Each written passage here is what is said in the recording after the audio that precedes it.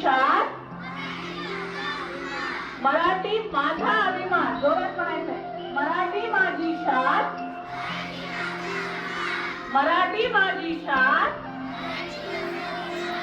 मी म्हणणार बोला मराठी. बसलो गमतीने लाभले आम्हास भाग्य बोलतो मराठी.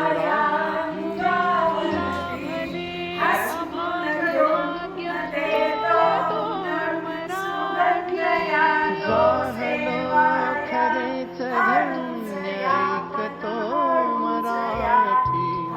धर्मपंथ जात एक जाणतो मराठी.